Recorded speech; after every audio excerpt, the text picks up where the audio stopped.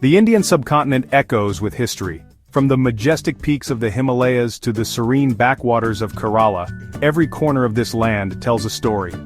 Among these myriad tales, one stands out for its resilience and cultural significance: the story of the Hijra community.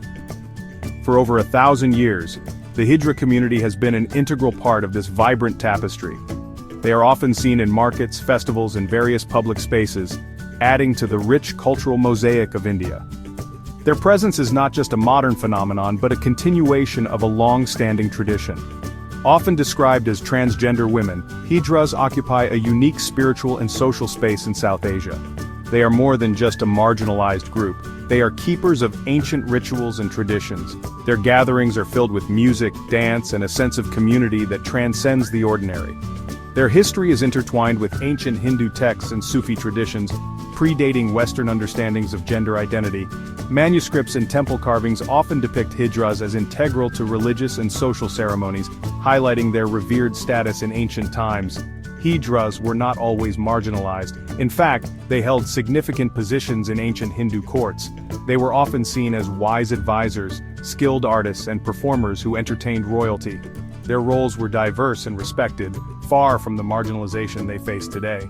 Historical accounts suggest they enjoyed a degree of acceptance in ancient Hindu courts, often serving as trusted advisors, artists, and performers. During the Mughal era, their influence extended even further, as they became integral to the royal courts, participating in governance and cultural activities. Their presence graced royal ceremonies and rituals, highlighting their significance in pre-colonial society. They were not just participants but often the focal point of these events, symbolizing the inclusive and diverse nature of ancient Indian culture. Today, as we look back, we see a community that has weathered the storms of time, holding on to their identity and traditions with unwavering strength. The Mughal period, spanning the 16th to 19th centuries, is often romanticized as a golden age for Hijras. This era, marked by the grandeur of Mughal architecture and the flourishing of arts and culture, saw the rise of Hijras to prominent positions within the royal courts.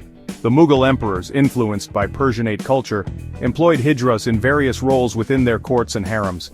These roles were not merely ceremonial. Hijras held significant responsibilities and wielded considerable influence. Mughal emperors influenced by Persianate culture employed Hijras in various roles within their courts and harems. They were trusted with the management of royal households, the protection of the women in the harems, and even acted as political intermediaries. Their unique position allowed them to navigate the complex social and political landscapes of the time, often serving as confidants and advisors to the emperors. Hijras held positions of power and influence, managing households, guarding women, and even acting as political intermediaries. They were integral to the functioning of the royal court, and their presence was a testament to the diverse and inclusive nature of Mughal society. However, this period of relative prosperity and respect was not without its challenges. However, it's important not to romanticize the past. While the Mughal era provided opportunities for Hijras, it was also a time of great uncertainty. Their social standing could be precarious, subject to the whims of rulers and societal prejudices that persisted. The same rulers who elevated them could also strip them of their positions and privileges at a moment's notice. Even during the Mughal era, their social standing could be precarious, subject to the whims of rulers and societal prejudices that persisted. Despite their significant roles, Hijras often faced discrimination and marginalization. The legacy of the Mughal period is complex, reflecting both the heights of their influence and the depths of their vulnerability. Today, the Hijra community continues to navigate a world that is still grappling with issues of acceptance and equality, drawing strength from their rich history while striving for a better future. The arrival of British colonialism in the 18th century marked a drastic shift in the fortunes of the Hijra community. The British, with their Victorian morals and rigid understanding of gender, viewed Hijras with suspicion and disdain. In 1860, the British Raj enacted Section 377 of the Indian Penal Code, criminalizing homosexuality. This law, though not explicitly targeting Hijras, was used to persecute them, leading to their social ostracization and economic marginalization. Despite facing centuries of persecution, Hijras have survived. They have carved out a space for themselves in the margins of society, often relying on traditional occupations like blessing newborns, performing at weddings, and seeking alms. Their visibility, often expressed through their attire, mannerisms, and public presence, has come at a price. Often subjected to ridicule, discrimination, and violence, Hijras continue to navigate a society that both reveres and rejects them. Section 5. Traditions and Rituals, Birth, Marriage, and Death. Hijra communities have developed their own unique traditions and rituals, often drawing from Hindu and Sufi beliefs. These customs provide a sense of belonging and continuity in the face of adversity.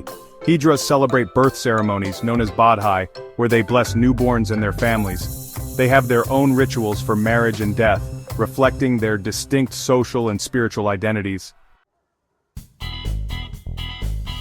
Section 6. Finding Family, the Guru Chela System. In a society that often rejects them, many Hijras find solace and support within their own community. The Guru Chela system, similar to a mentorship or kinship network, provides structure and solidarity. Young Hijras, often ostracized by their families, seek guidance and protection from gurus, respected elders. This system fosters a sense of belonging and transmits traditional knowledge and practices to future generations. Section 7. Modernity and Activism Towards Legal Recognition. In recent years, Hijras have become increasingly vocal in demanding their rights and challenging discriminatory laws and social norms. Activists and organizations are working tirelessly to raise awareness about the challenges faced by the community. Their struggles have yielded some successes. In 2014, India's Supreme Court recognized transgender people as a third gender, granting them legal recognition. While challenges remain, this landmark ruling was a significant step towards equality. Section 8. Encountering Hijras, a guide for travelers. For travelers to the Indian subcontinent, encountering Hijras is a unique cultural experience.